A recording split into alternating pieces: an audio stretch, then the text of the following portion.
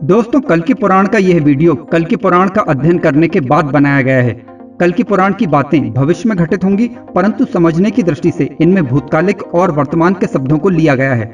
आज के इस वीडियो में हम जानेंगे कि कली कौन था जिसके कारण भगवान कल्कि का अवतार हुआ, कल्कि ने किस प्रकार कलयुग में अत्याचार किया, भगवान कल्कि का जन्म किस तिथि को होगा और कहाँ होगा, लक्ष्मी जी का जन्म किस देश में होगा, परशुराम जी किस पर्वत पर भगवान को शिक्षा प्रदान करेंगे, भगवान कल्कि परशुराम जी को क्या दक्षिणा देंगे, गंगा जी किस प्रकार प्रकट होंगी, कल्कि भगवान को अस्त्र शस्त्र कौन प्रदान करेंगे।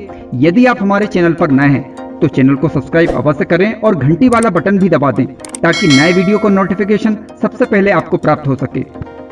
एक बार नैमिषारण्य निवासी ऋषियों ने सूत जी से पूछा कि कली कौन है और कैसे उत्पन्न हुआ और पृथ्वी का वह अधीश्वर कैसे बन गया। सूत जी ने कहा, प्राचीन समय की बात है जब भगवान श्री कृष्ण ने धराधाम छोड़ दिया। इसके पश्चात ब्रह्मा जी ने अपनी पीठ से घोर मलिन राक्षस को उत्पन्न किया जिसका नाम अधर्म था। अधर्म की पत्नी मिथ्या थी। अधर्म और मिथ्या का पुत्र दंभ पैदा हुआ और पुत्री माया हुई। इन दोनों के संयोग से लोभ नामक पुत्र और निकृति नामक कन्या हुई। लोभ और निकृति के संयोग से क्रोध नामक पुत्र और हिंसा नामक कन्या हुई। क्रोध और हिंसा के संयोग से कली नाम का राक्षस पैदा हुआ और इस कली ने धूत, मद, स्त्री और सोने में निवास किया। कली की सहगर्भा दुरुक्ति हुई और इन दोनों ने भयानक नाम का पुत्र और मृत्यु नाम की कन्या पैदा की।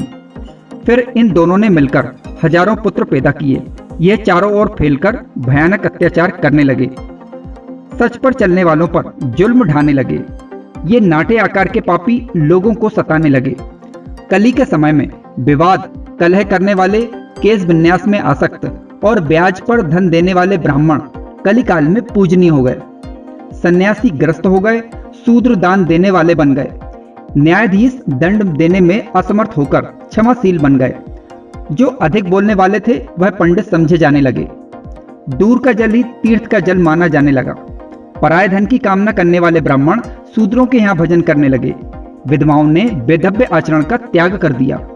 कलयुग के प्रथम चरण में ही लोग कृष्ण के निंदक हो गए। कलयुग के दूसरे चरण में लोग कृष्ण के नाम को भी भूल गए। कलयुग के तीसरे चरण में वर्ण संकर पैदा होने लगे और कलयुग के चौथे चरण में जाति पाति कुछ ना रही और लोग ईश्वर के नाम को भी भूल गए। स्वाहा, स्वाध्याय, वस्त्रकार, ओंकार आदि का लोप हो गया।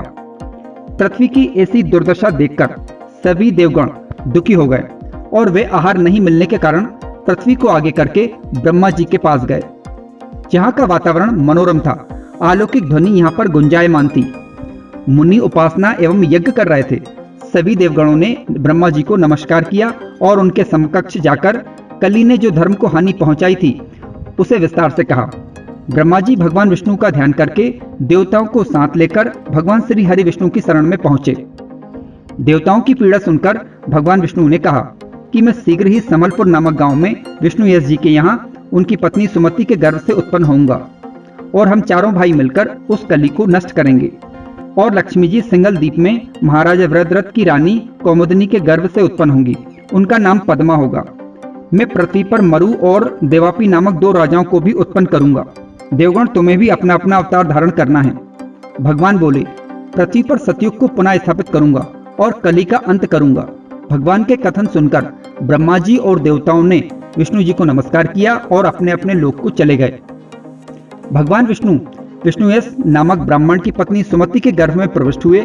ये खबर जानकर सभी देवगण प्रकृति पुलकित हुए। भगवान कल्कि ने वैशाख शुक्ल द्वादशी के दिन अवतार लिया। ये सब देखकर उनके माता पिता हर्षित हुए। भगवान के प्रकट होने पर महाषष्ठी धात्री हुई। अंबिका ने नाल छेदन किया। गंगा जी ने अपने जल से गर्भकलेत को हटाया और सावित्री ने भगवान के शरीर का मार्जन किया, दूध की धारा प्रवाहित कर दी। समलपुर ग्राम में भगवान के जन्म का समाचार जानकर ब्रह्मा जी ने वायुदेव को आज्ञा दी कि तुम सूतिगार में जाकर भगवान से कहो कि आपके चतुर्भुज रूप के दर्शन तो देवताओं के लिए भी दुर्लभ है। अतः हे प्रभु, आप अपने इस स्वरूप को छोड़कर अपने वास्तविक स्वरूप में आ जाइए, क्योंकि भगवान विष्णु ने अपने चतुर्भुज स्वरूप में अवतार लिया था। वायुदेव ब्रह्मा जी के निर्देश पर समलपुर ग्राम पहुंचे और ब्रह्मा जी का संदेश सुनाया। तब भगवान कल्कि ने अपने चतुर्भुज स्वरूप को छोड़कर द्विज स्वरूप धारण किया। माया के प्रभाव से माता पिता भूल गए कि उन्होंने अपने पुत्र को चतुर्भुज रूप में देखा है। भगवान को पुत्र रूप में प्राप्त करके सुमति ने ब्राह्मणों को 100 गायें दान दी।